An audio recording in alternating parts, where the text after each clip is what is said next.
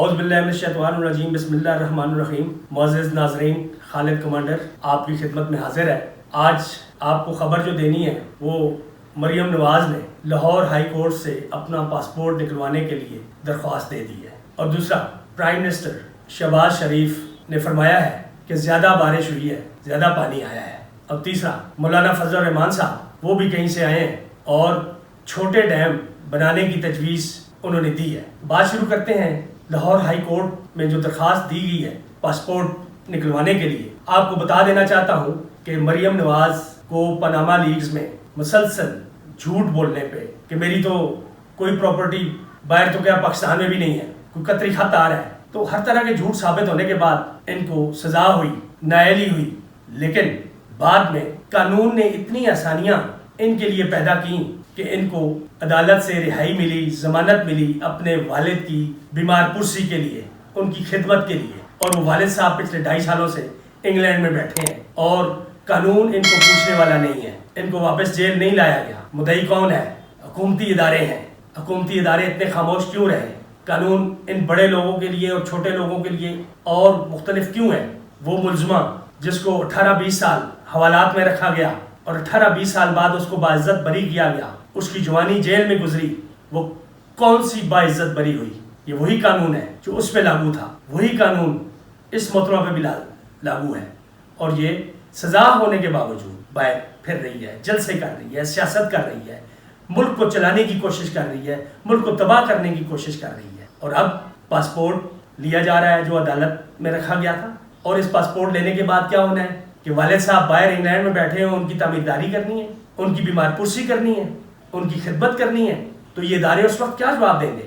کیا ان کے منہ کھلیں گے کہ نہیں اس کو سزا ہوئی ہے، اس کو جیل میں جانا چاہیے، اس کو باہر نہیں جانا چاہیے؟ میرا نہیں خیال ان کے منہ کھلیں گے، وہ خاموش رہیں گے اپنے آقاؤں کے لیے۔ بہت سارے لوگ ان کے فیسیلیٹیٹر ہیں جو ہر طرح کی قانونی آسانیاں ان کے لیے پیدا کرتے ہیں، قانونی راہیں ان کے لیے نکالتے ہیں، جن کے لیے سزا تو ان کے لیے کوئی معنی نہیں رکھتی، مجھے کرتے ہیں یہ۔ اور اسی طرح شہباز شریف صاحب نے کہا ہے جی کہ بہت زیادہ بارشیں ہوئی ہیں، بہت زیادہ پانی ہوا ہے، پانی آ گیا ہے، سیلاب آ گیا ہے۔ ان کو یہ بتا دینا چاہتا ہوں کہ بارشیں سندھ میں پنجاب کی نسبت کچھ زیادہ نہیں ہوئی، ایک جیسی ہوئی ہیں۔ اگر اس کی گیجز چیک کریں، اگر 600 پنجاب میں ہوئی ہے، 625 سندھ میں ہوئی ہے، مختلف جگہوں پہ، کہیں ادھر زیادہ ہوئی ہے، کہیں سندھ میں زیادہ ہوئی ہے۔ مسئلہ کہاں پہ ہے محترم؟ آپ نے تو 100 کالا باغ ڈیموں کی سندھ کے لیے قربانی دی ہے، آپ نے قومی مفاد کو ذاتی مفاد پہ ترجیح نہیں دی، آپ نے میثاق جمہوریت کو ترجیح دی ہے جو آپ کے ایک دوسرے کے ذاتی مفادات ہیں۔ آپ نے اپنی سیاست چمکانے کی کوشش کی ہے، اپنی چوریاں چھپانے کی کوشش کی ہے، قومی مفادات کو آپ نے پیچھے چھوڑا، اور آپ بیان دیتے رہے جی کہ 100 کالا باغ ڈیم کی سندھ کے لیے ہم قربان کر سکتے ہیں۔ آج لگا پتا کہ ڈیم نہ بنانے کے نقصانات کیا ہیں؟ ایک کالا باغ ڈیم نہیں، کئی ڈیم بننے چاہیے۔ اب 13 پارٹیاں ہیں آپ کے ساتھ، اب آپ فیصلہ کر سکتے ہیں، ہمت ہے، جرأت ہے تو ڈیموں کا اعلان کرو۔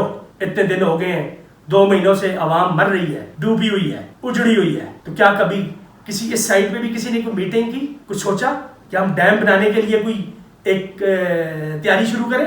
کئی ڈیم آپ کو بنانے کی ضرورت ہے۔ آپ کے سامنے انڈیا نے کتنے ڈیم آپ ہی کے دریاؤں پہ بنا دیے ہیں، اس کے لیے بھی آپ نے کچھ نہیں کیا، انڈیا کو منع نہیں کیا، خاموش بیٹھے ہوئے ہیں۔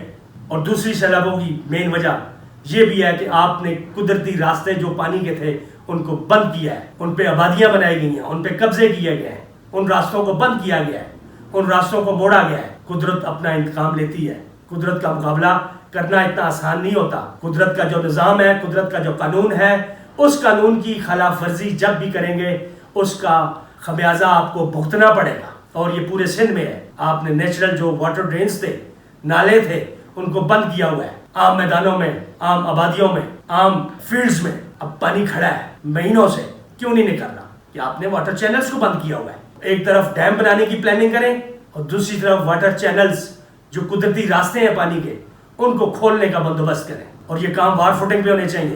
اگر آپ قومی مفادات کے ساتھ کھڑے ہیں، ہاں اس میثاق جمہوریت پہ ذاتی مفادات کے ساتھ کھڑے ہیں، پھر ہم آپ سے توقع نہیں کر سکتے کہ آپ کوئی اچھا کام بھی کریں گے عوام کے لیے، غریب عوام کے لیے، اور اس میں بھی آپ کا ہی بھلا ہے۔ اس عوام کے لیے آپ جو خیرات آپ اکٹھی کر رہے ہیں پوری دنیا سے، وہ کدھر جا رہی ہے پتہ ہے؟ لوگوں کے گھروں میں جا رہی ہے، وڈیروں کے گھروں میں جا رہی ہے، وہ عوام تک بہت کم پہنچ رہی ہے۔ جو پہنچ رہی ہے وہ آرمی اور رینجرز کی نگرانی میں پہنچ رہی ہے، وہ جو فی سبیل اللہ کام کرنے والے ادارے ہیں ان کو بھی پریشرائز کیا جاتا ہے کہ ہمارے حوالے کرو، ہمارے تھرو تقسیم کرو. ہمارے تھرو تقسیم کرنے کا کیا مقصد ہے؟ ان کے اپنے گھروں میں جانا. اور مولانا صاحب کو بھی ہوش آیا ہے اور انہوں نے بہت بڑی بات کی ہے کہ چھوٹے ڈیم بنانے چاہیے. بڑے ڈیم بنانے کی بات شاید ان کے گلے میں پھنس گئی تھی. مولانا صاحب چھوٹے ڈیموں سے فرق نہیں پڑے گا. مولانا صاحب بڑے ڈیموں کی بات کریں، قومی مفادات کی بات کریں، نکلے ذاتی مفادات سے. بہت ہو گئی ہے. سالوں سے آپ لوگ حکومتوں میں ہیں، کبھی ایک حکومت میں ہوتے ہیں کبھی دوسری میں ہوتے ہیں. کیا کیا آپ نے عوام کے؟ یہی جو آج کو نظر آ رہا ہے، بلوچستان میں نظر آ رہا ہے، جو سندھ میں نظر آ رہا ہے، جو کے میں نظر آیا ہے، وہاں پہ بھی ایسے ہی تھا. نالوں میں بنائے ہوئے تھے، ہوٹل بنے ہوئے ہیں، قبضے کیے ہوئے ہیں. حکومتیں تو آپ لوگوں کی رہی ہیں. کیوں ان چیزوں کو نہیں دیکھا گیا اس وقت؟ صرف ذاتی مفادات کے لیے آپ لوگ سیاست کرنے کے لیے یہاں بیٹھے ہوئے ہیں. چند خاندان بیٹھے ہوئے ہیں جنہوں نے 22 کروڑ عوام کو یرغمال بنایا ہوا ہے. یہی آپ کی سیاست ہے، یہی آپ کی ڈیموکریسی ہے. کبھی کوئی اچھے فیصلے بھی کر لیں اور فیصلہ کریں. 13 جماعتوں کا یہ ٹولہ اب فیصلہ کرے کتنے ڈیم بنانے ہیں اور اس کا ٹائم لائن دیں، اس کی شیڈیول دیں اس کا، اور واٹر چینلز کو کلیئر کروائیں، عوام کو بحال کریں، عوام کی مدد کریں. یہ ہے سیاست. اگر یہ اس طرح کی سیاست نہیں کر سکتے جس میں عوام کو سکھ نہ ملے، جس میں عوام کو ریلیف نہ ملے، جس میں عوام آباد نہ ہو، وہ سیاست نہیں ہے. آپ چھوڑ دیں پھر یہ سیاست، نہ کریں یہ سیاست. اس کے ساتھ ہی اجازت چاہوں گا. اللہ حافظ. پاکستان زندہ باد.